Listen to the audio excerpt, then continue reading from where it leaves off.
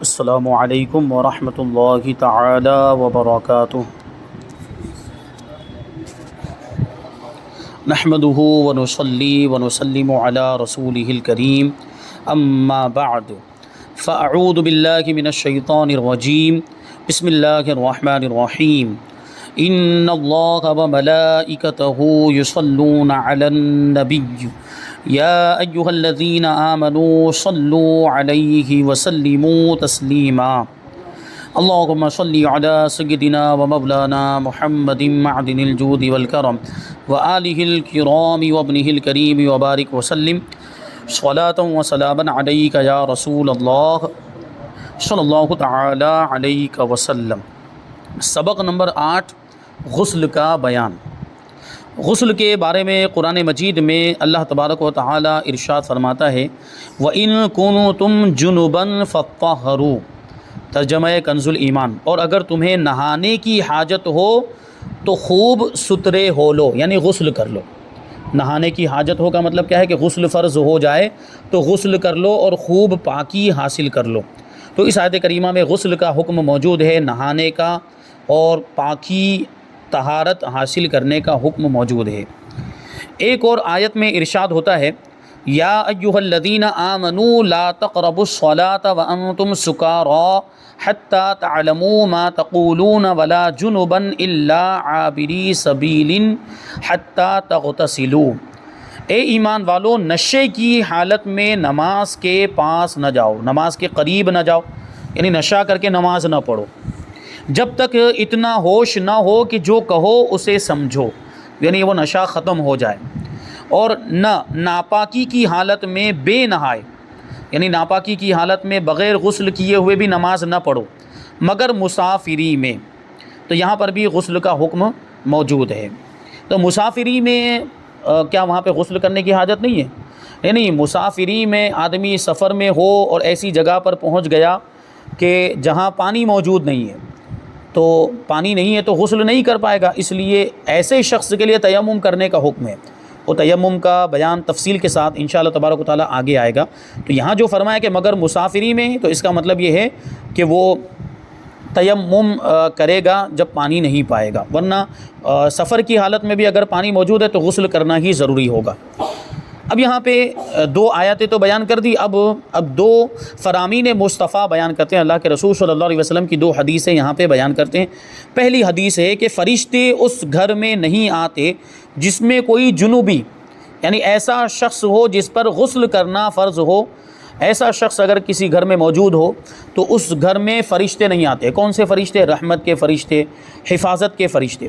تو اس سے کیا پتہ چلا کہ اگر کوئی آدمی ناپاک ہو جائے، غسل فرض ہو جائے، تو جتنا جلدی ہو سکے اتنا جلدی غسل کر لینا چاہیے، پاکی حاصل کر لینی چاہیے، کہ جب تک گھر میں جنوبی آدمی، ناپاک آدمی رہتا ہے اس میں فرشتے نہیں آتے۔ اور ظاہر سی بات ہے کہ ہمیں فرشتوں کی تو ضرورت ہے، رحمت کے فرشتوں کی ضرورت ہے، کیونکہ وہ رحمت لے کر آتے، برکت لے کر آتے، روزی میں برکت وغیرہ یہ فرشتے لے کر آتے ہیں۔ تو ناپاکی کی حالت میں زیادہ ٹائم نہیں رہنا چاہیے، جتنا جلدی ہو سکے غسل کر لینا چاہیے۔ یہ ایک حدیث پاک۔ دوسری حدیث فرمایا کہ جس نے فرض غسل کرتے ہوئے ایک بال کے برابر جسم کا کوئی حصہ نہ دھویا اسے آگ کا عذاب دیا جائے گا۔ مطلب کیا ہے کہ غسل کے اندر جتنے اعضاء کو، بدن کے جتنے حصے کو دھونا فرض ہے تو پورے بدن کو دھونا ضروری ہے، صرف دو جگہ مستثنیٰ ہے، یعنی آنکھ کے اندر والا حصہ جہاں پر آنکھ کی پتلی ہوتی ہے اس کو دھونا ضروری نہیں ہے، اور کان کے اندر والا حصہ، یعنی کان کی طرف سے دیکھنے پر، ادھر سے دیکھنے پر جتنا حصہ نظر آتا ہے وہاں تک تو پانی پہنچانا ضروری ہے، لیکن کان کے اندر والا حصہ جو یہاں سے کان کی طرف سے دیکھنے پر نظر نہیں آتا، وہ اندر والا حصہ، وہاں پانی پہنچانا ضروری نہیں ہے۔ تو یہ صرف دو جگہ ایسی ہیں جو غسل میں مستثنیٰ ہے، وہاں پہ پانی پہنچانا ضروری نہیں ہے، باقی تو پورے بدن پر پانی پہنچانا ضروری ہے، اور پورے بدن میں ایک بال کے برابر بھی حصہ خشک نہیں رہنا چاہیے، سوکھا نہیں رہنا چاہیے، ورنہ غسل نہیں ہوگا۔ تو یہ دو حدیثیں یہاں پر بیان کی۔ اب یہاں سے غسل کے فرائض بیان کرتے ہیں۔ سوال ہے کہ غسل کے کتنے فرائض ہیں؟ اور فرائض یہ فریضہ کی جمع ہے۔ فریضہ کا مطلب ہوتا ہے جو بہت ہی ضروری ہو اور جو کسی چیز کی حقیقت میں داخل ہو، اور وہ چیز اگر نہ پائی جائے، فرض اگر نہ پایا جائے تو جس کے لیے وہ فرض ہے وہ چیز ہی نہیں پائی جائے گی۔ تو یہ غسل کے فرائض بیان کیے جانے کا مطلب کیا ہے کہ ایک فرض بھی اگر نہیں پایا گیا تو غسل بھی نہیں پایا جائے گا، یعنی ایک فرض بھی اگر چھوڑ دیا تو غسل ہی نہیں ہوگا، اس کا یہ مطلب ہوتا ہے، یعنی یہ فرائض مل کر ہی وہ غسل کی حقیقت بنتی ہے۔ یہ فرائض ان پر عمل کرنا ضروری ہے، ان میں سے ایک بھی چیز کو چھوڑ نہیں سکتے ورنہ غسل نہیں ہوگا۔ تو جواب دیتے ہیں کہ نہانے کے دوران ان 3 چیزوں کا کرنا ضروری ہے، یعنی 3 چیزیں فرض ہیں ورنہ غسل نہیں ہوگا، اور یہی چیزیں غسل کے فرائض کہلاتی ہیں۔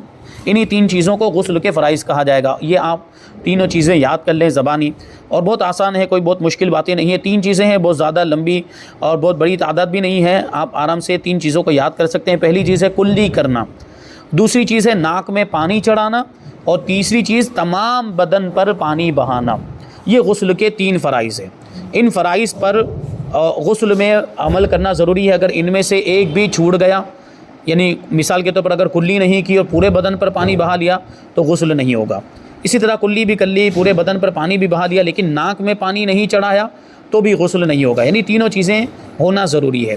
اب دیکھیے، دین سے دوری کی وجہ سے اور معلومات نہ ہونے کی وجہ سے یا جہالت کی وجہ سے بسا اوقات لوگ ان چیزوں کو نہیں جان پاتے ہیں اور صحیح طریقے پر غسل نہیں کر پاتے، اور پھر ایسے لوگ معلومات حاصل بھی نہیں کرتے اور ان کو پوچھا جائے تو طرح طرح کی باتیں۔ ایک لطیفہ اس کے بارے میں مشہور ہے، میں آپ کو بتاؤں تو تھوڑا خوش طبعی کے لیے اس طرح کی کچھ باتیں بھی کبھی ہم شامل کر لیتے ہیں۔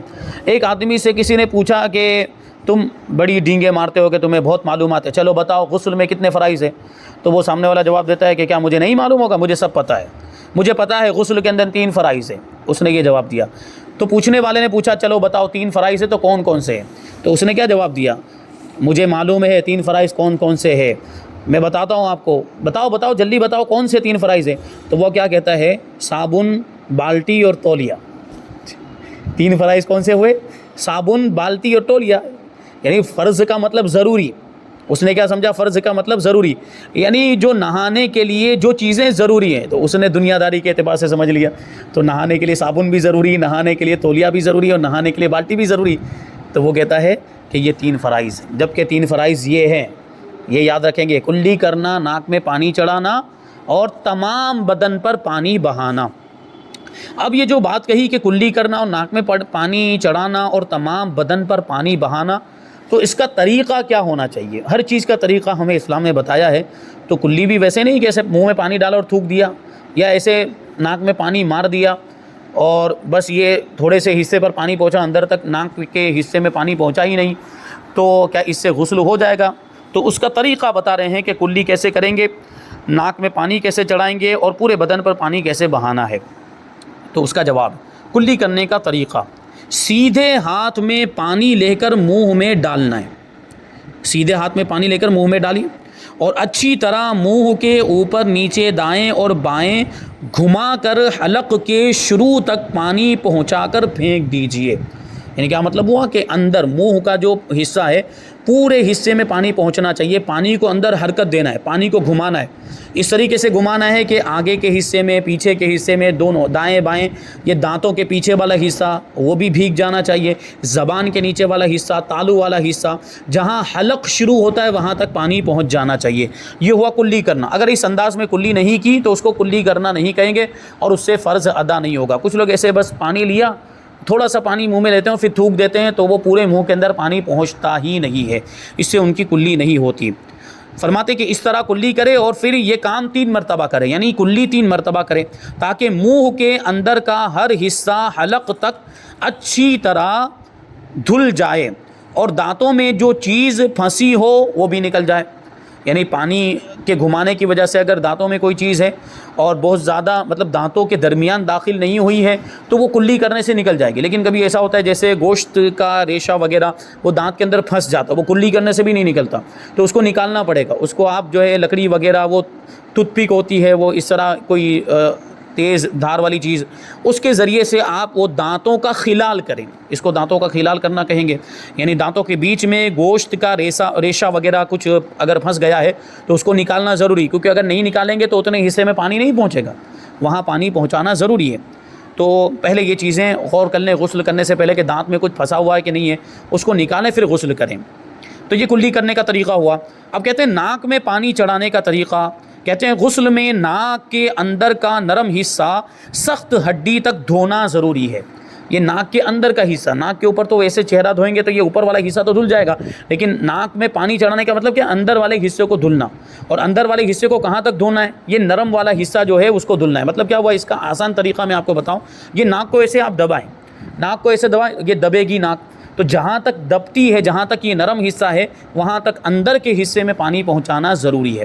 یہ جو ہڈی ہے، ہڈی تک، یعنی پانی کو اوپر آپ کو کھینچنا پڑے گا، سانس اندر لینی پڑے گی تو پانی وہاں پہنچ پائے گا۔ اور یہ بات پہلے بھی آ چکی ہے کہ کلی کرنے میں اور ناک میں پانی چڑھانے میں اگر روزہ دار ہو تو مبالغہ نہیں کرنا چاہیے، کیونکہ روزہ دار ہوگا اور مبالغے کے ساتھ اگر کلی کرے گا، غرغرہ کرے گا بہت زیادہ، تو وہ حلق میں پانی کے چلے جانے کا اندیشہ ہے، اور روزے کی حالت میں اگر حلق میں پانی چلا گیا تو روزہ ٹوٹ جائے گا۔ اسی طرح ناک میں پانی چڑھانے میں بہت زور سے کھینچ لیا کہ پانی دماغ تک پہنچ گیا، یا پانی اندر جا کے واپس ہو کر حلق تک پہنچ گیا، تو اس سے بھی روزہ ٹوٹ جائے گا۔ تو روزے کی حالت میں اس میں بہت زیادہ مبالغہ نہیں کرنا ہے، لیکن پھر بھی نرم حصے میں پانی پہنچانا تو ضروری ہے، اور کلی کرنے میں پورے منہ کے اندر پانی پہنچانا ضروری ہے۔ تو اس طریقے سے ناک کا جو نرم حصہ ہے، ہڈی تک، سخت ہڈی تک، اس کو دھونا ضروری ہے۔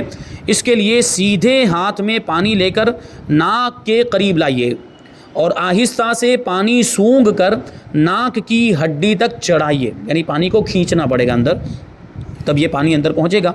اور یہ کام 3 مرتبہ کیجئے تاکہ ناک اچھی طرح دھل جائے اور رینٹھ وغیرہ سب نکل جائے۔ اور اگر صرف پانی ڈالنے سے اندر رینٹھ وغیرہ جمی ہوئی ہے اور صرف پانی ڈالنے سے نہیں نکلے گی تو پھر اس کو انگلی سے صاف کریں، یہ چھوٹی والی الٹے ہاتھ کی چھوٹی انگلی سے ناک کے اندر کا حصہ صاف کریں، تو اگر رینٹھ وغیرہ کچھ اندر جمع ہوا ہے تو وہ نکل جائے، اور پھر وہ پانی اچھی طرح سب جگہ پہنچ جائے اور پورا حصہ جس کو دھلنا ضروری ہے وہ دھل جائے۔ ناک کے بال دھلنا بھی ضروری ہے، اگر ناک کے اندر بال ہے تو وہاں بھی ان کو بھی دھونا ضروری ہے۔ یاد رہے اگر ناک میں میل جمع ہوا ہو تو اسے نکال کر پانی چڑھانا لازم ہے، جس کا طریقہ میں نے بتایا۔ اب تمام بدن پر پانی بہانے کا طریقہ، کہتے ہیں کہ سر کے بالوں سے پاؤں کے تلوؤں تک جسم کے ہر حصے، کھال اور ہر بال پر پانی بہانا ضروری ہے۔ سردی کا موسم ہو تو پہلے پانی مل لیجئے، یعنی جس طریقے سے تیل چپڑا جاتا ہے، تیل جسم پر لگاتے ہیں، اسی طریقے سے پانی کو پہلے جیسے اس ہاتھ میں پانی لیا اور اس ہاتھ پر ایسے رگڑ کے لگا لیا، پورے جسم پر پانی مل لیا، رگڑ لیا۔ اس کا مقصد یہ ہوتا ہے کہ سردی کے موسم میں ہماری جلد، ہماری کھال خشک ہو جاتی، سوکھ جاتی، تو اگر ویسے ہی پانی ڈال دیں گے تو اوپر سے بہہ کر نکل جائے گا، تو اس لیے پہلے پانی کو اچھی طرح تیل کی طرح چپڑ لیں، مل لیں، پھر اس کے بعد پانی ڈالیں گے تو پانی اچھی طرح سے پہنچے گا۔ تو یہ کیا جائے، کہتے ہیں کہ اچھی طرح پانی کو مل لیجئے، پھر پانی بہائیے تاکہ جسم کا کوئی حصہ خشک نہ رہ جائے۔ یاد رہے بال برابر بھی جسم کا کوئی حصہ دھلنے سے رہ گیا تو غسل نہیں ہوگا۔ بالخصوص یہ احتیاطیں ضرور کیجئے، مرد سر کے بال کھول کر جڑ سے نوک تک پانی بہائے، یعنی ویسے اگر چھوٹے بال ہیں اور اوپر سے پانی ڈال دیا تو جڑ میں پانی پہنچ جائے گا اور پورے بال بھی دھل جائیں گے۔ اگر 3 مرتبہ اچھی طرح سے پانی ڈالا ہے تو بالوں کی جڑ میں بھی پانی پہنچ جائے گا اور پورے بال بھی دھل جائیں گے۔ لیکن مرد نے اگر زلفیں رکھی ہوئی ہیں، جتنی رکھنے کی اجازت ہے، سنت کے مطابق زلفیں رکھی ہوئی ہیں، تو ان کو اچھی طرح سے کھول کر جڑوں میں بھی پانی پہنچانا ضروری ہوگا اور پورے بالوں کو بھی دھونا ضروری ہوگا، یہ مرد کے لیے۔ اور اگر کانوں میں بالی یا ناک میں نتھ کا چھید یعنی سوراخ ہو اور وہ بند نہ ہو تو اس میں بھی پانی بہائیے۔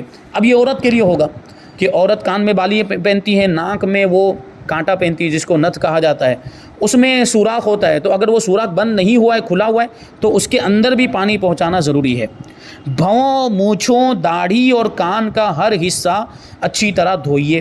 کانوں کے پیچھے کے بال ہٹا کر تھوڑی اور گلے کا جوڑ اٹھا کر، یعنی یہ والا حصہ، یہ تھوڑی ہے اور یہ گلا ہے، تو اس کو اگر ایسے رکھ چھوڑیں گے اور اوپر سے پانی ڈالتے رہیں گے، یہ والے حصے کو گلے سے ایسے لگا کر اور اوپر سے پانی ڈالتے رہیں گے تو یہاں پہ پانی نہیں پہنچے گا، تو اس کو ایسے اونچا کرنا پڑے گا، تھوڑی والے حصے کو ایسے اونچا کرنا پڑے گا، پھر یہاں پہ پانی ڈالیں گے تو یہاں پانی پہنچے گا۔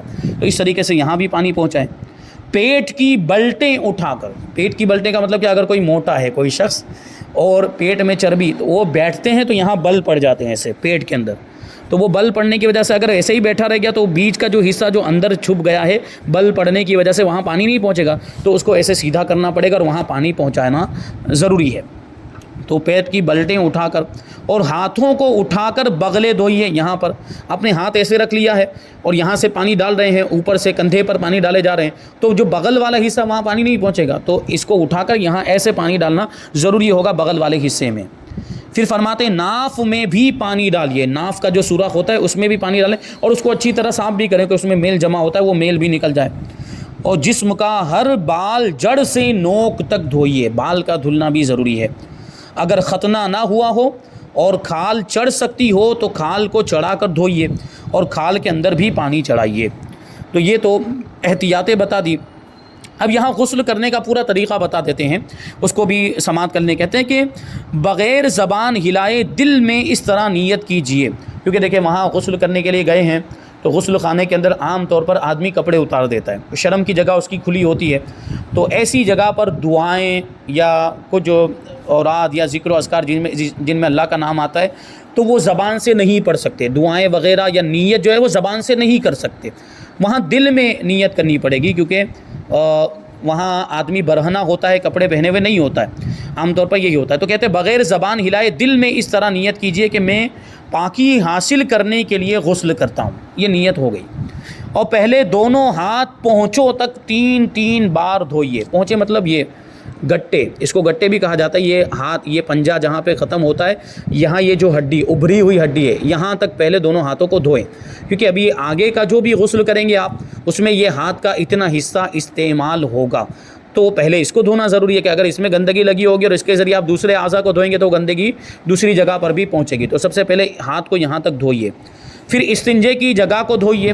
استنجے کی جگہ یعنی آگے پیچھے کی شرمگاہ دونوں کو دھونا ہے, خواہ نجاست ہو یا نہ ہو, یعنی آگے پیچھے کی شرمگاہ میں نجاست لگی ہوئی ہو یا نہ لگی ہوئی پھر بھی اس کو دھونا ہے. یہ ترتیب بھی ایک ساتھ میں آپ دیکھتے ہوئے چلیں. پہلے دونوں ہاتھوں کو گٹوں تک دھونا ہے, پونچھوں تک دھونا ہے, پھر آگے پیچھے کی شرمگاہ کو دھونا ہے. پھر جسم پر اگر کہیں نجاست ہو تو اس کو دور کیجیے. یعنی آگے پیچھے کی شرمگاہ دھو لی, اب اگر کہیں جسم کے دوسرے حصے پر نجاست لگی ہوئی ہے تو اس کو دور کرنا ہے.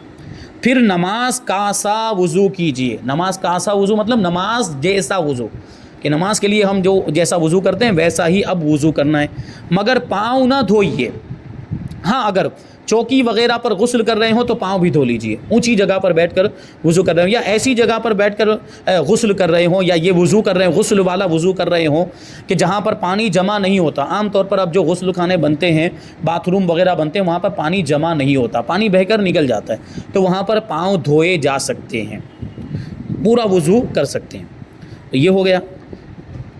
پھر کہتے ہیں کہ بدن پر تیل کی طرح پانی چپڑ لیجئے. جو بھی بتایا تیل کی طرح پانی کو مل لینا ہے, خصوصاً سردیوں میں. اور اس دوران صابن بھی لگا سکتے ہیں, یعنی ایک مرتبہ پانی ڈال کے ابھی صابن لگا لیا. پھر 3 بار سیدھے کندھے پر پانی بہائیے, پھر 3 بار الٹے کندھے پر, پھر سر پر اور تمام بدن پر 3 بار. پھر غسل کی جگہ سے الگ ہو جائیے. اگر وضو کرنے میں پاؤں نہیں دھوئے تھے تو اب دھو لیجئے, کیونکہ یہ غسل کرنے میں اگر پانی جمع ہوا ہوگا تو اگر پاؤں دھوئیں گے تو کوئی مطلب نہیں. پاؤں دھونے کے بعد واپس اسی پانی میں ڈالیں گے تو پھر وہ دھونا پڑے گا. اس طرح تو سلسلہ چلتا رہے گا. لیکن یہ کہاں ہے جہاں پانی جمع ہوتا ہو. اگر پانی نکل جاتا ہو تو جگہ بدلنے کی بھی ضرورت نہیں ہے, وہیں پر غسل مکمل کر سکتے ہیں. نہانے میں قبلہ رخ نہ ہو, قبلے کی طرف چہرہ نہ کرے. تمام بدن پر ہاتھ پھیر کر مل کر نہائیے تاکہ اچھی طرح ہر جگہ پانی پہنچ جائے. اور ایسی جگہ نہانا چاہیے جہاں کسی کی نظر نہ پڑے, پردے کا خیال رکھیں. اور اگر یہ ممکن نہ ہو تو مرد اپنا ستر یعنی ناف سے لے کر دونوں گھٹنوں سمیت کسی موٹے کپڑے سے چھپا لے. موٹا کپڑا نہ ہو تو حسب ضرورت 2 یا 3 کپڑے لپیٹ لے, کیونکہ باریک کپڑا ہوگا تو پانی سے بدن پر چپک جائے گا اور وہ معاذ اللہ گھٹنوں یا رانوں وغیرہ کی اس کی وجہ سے رنگت ظاہر ہوگی. تو رنگت بھی, بدن کی رنگت بھی ظاہر نہیں ہونی چاہیے. خاص طور پر سفید کپڑا جب ہوتا ہے تو پانی اگر گرے گا اس کے اوپر تو وہ بدن پہ چپک جائے گا اور اس کی وجہ سے بدن کی رنگت ظاہر ہوتی ہے اور جو چھپانے کی چیزیں ہیں وہ بھی ظاہر ہو جاتی ہے. تو یہ تو اس وقت جب مجبوری میں لوگوں کے سامنے اگر غسل کر رہے ہوں, جیسے کہیں پہنچ گئے ندی پر غسل کر رہے ہیں یا کسی نہر میں غسل کر رہے ہیں, تو وہاں پر اس بات کی احتیاط کرنا بہت زیادہ ضروری ہے کہ مرد اگر غسل کر رہا ہے, عورت کے لیے تو اجازت ہی نہیں ہوگی کہ وہاں تو فتنے کا اندیشہ ہے. تو یہ ناف کے نیچے سے لے کر گھٹنے کے نیچے تک کا حصہ جو ہے اس کا وہ چھپا ہوا ہونا چاہیے, یا تو موٹے کپڑے سے کہ پانی پڑنے پر بھی وہ جسم کی رنگت ظاہر نہ ہو, یا اگر پتلا کپڑا ہے تو 2-3 کپڑے اس پر ڈال دے۔ عورت کو تو اور بھی زیادہ احتیاط کی حاجت ہے، اور عورت تو پورا بدن چھپا کے رکھے گی، اس میں مرد یہاں تک حصہ اتنا چھپائے گا، لیکن عورت پورا بدن چھپا کر رکھے گی۔ دوران غسل کسی قسم کی گفتگو مت کیجیے۔ بہت سے لوگ غسل خانے کے اندر ہوتے ہیں، باتھ روم کے اندر ہوتے ہیں اور اندر سے باتیں کر رہے ہوتے ہیں، باہر مطلب کوئی کھڑا ہوتا ہے اس کے ساتھ گفتگو، یہ گفتگو کرنا منع ہے، اس کی اجازت نہیں ہے۔ اور کوئی دعا بھی نہ پڑھیے۔ نہانے کے بعد تولیے وغیرہ سے بدن کو پونچھنے میں کوئی حرج نہیں ہے، اور نہانے کے بعد فوراً کپڑے پہن لیجیے۔ اگر مکروہ وقت نہ ہو تو 2 رکعت نفل ادا کر لینا مستحب ہے، یعنی غسل کرنے کے بعد اگر مکروہ وقت نہیں، مکروہ وقت کے بارے میں آپ کو بتایا گیا کہ 3 مکروہ اوقات ہیں۔ طلوع آفتاب کے بعد تقریباً 20 منٹ کا وقت ہے، اور غروب آفتاب سے پہلے تقریباً 20 منٹ کا وقت، اور زوال کے وقت ایک مخصوص ٹائم ہوتا ہے جس کو ضحوہ کبریٰ کہا جاتا ہے، اس میں بھی اگر آپ نے غسل کیا ہے تو یہ مکروہ اوقات ہیں، تو اس میں نماز نہ پڑھیں۔ مکروہ اوقات میں کوئی بھی نماز نہیں پڑھ سکتے ہیں، اس لیے کہا کہ اگر مکروہ وقت نہ ہو تو 2 رکعت نفل پڑھ لینا مستحب ہے۔ تو یہاں پر یہ غسل کا طریقہ بتا دیا گیا۔ اب بہت ہی اہم چیز، غسل فرض کرنے والی چیزیں، یعنی وہ چیزیں جن کی وجہ سے غسل فرض ہو جاتا ہے، یا یوں کہہ لیجیے کہ آدمی ناپاک ہو جاتا ہے اور غسل کرنا ضروری ہو جاتا ہے، یہ بہت اہم چیز ہے۔ اور اس کے بعد متفرق مسائل، یعنی غسل کے ضروری مسائل انشاءاللہ ہم آئندہ درس میں شامل کریں گے۔ اللہ تبارک و تعالیٰ کی بارگاہ میں دعا ہے کہ جو کچھ بھی بیان ہوا اس پر ہم سب کو عمل کرنے کی توفیق عطا فرمائے۔ وما علینا الا البلاغ۔ السلام علیکم۔